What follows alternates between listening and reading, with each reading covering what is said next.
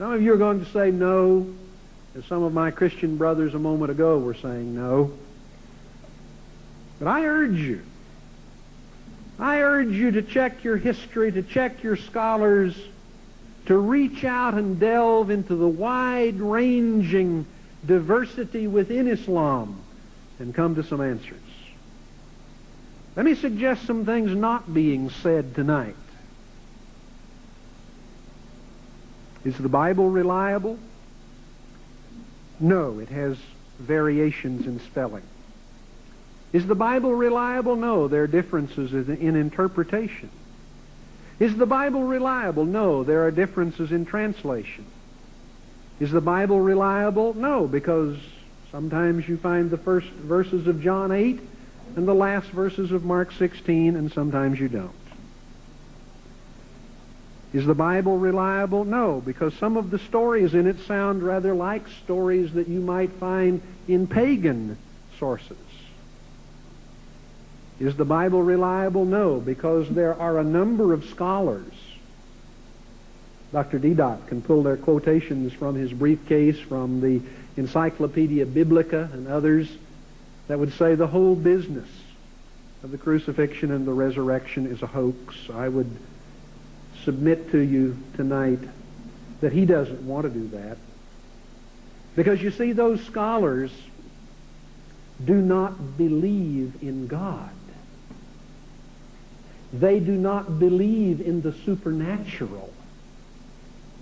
And the criticisms that they level against the Bible, whether it be the crucifixion, the resurrection, or whatever else, they would level against the Quran, because they do not believe the Quran is from God. So I would hate to quote a man who doesn't believe the Quran to somehow prove that you shouldn't believe the Bible. You can't have it both ways. Ask about the presuppositions of those who are cited and whom you quote. But back to what I was saying. If someone wants to say, well, there are problems with the text of the Bible because there are variations in spelling. There are variations in spelling in places in the Quran. Does that prove it is not from God? Well, you would say, no, that doesn't prove it's not from God. But then if it doesn't prove that there, why does it prove it over here? Different interpretations. Oh, there are different interpretations of the Quran. Different versions. Well, there are different versions of the Quran, different translations. Missing verses, but the Quran has abrogations in it, does it not? Shaking your head, no. I read Muslim scholars who say there may be 250 verses that have been abrogated. So you disagree with your own scholars. Quran has materials from pagan sources? Well, maybe. Quran is not to be subjected to higher criticism? Well, we can understand that. The point simply is that if you are unwilling to entertain the possibility of considering these things with the Quran, you have no right to point to these things as regards the Bible. Still 5 minutes. Okay. Good. So, what does all this prove? Well, it simply says this. Reason and logic says that these things don't prove anything one way or the other. I mean, variations in the spelling within the Greek text of the Bible, what does it prove? Nothing more than variations in spellings in the Quran. Differences in translations into English or Indonesian or French, what does it prove? Nothing. Nothing about the Quran, nothing about the Bible. Just that translators have a problem. The question of whether all of the verses are there or not. Well, in the Quran, I mean, we have a problem. We have a problem in that whatever variants existed were collected and destroyed. And your traditions record that. If only you will read your traditions. Now, in the Bible, in the bottom of the text of the Greek New Testament, all the variants are set out, and they are many. But how can you determine what is authentic if you don't have these things to look at?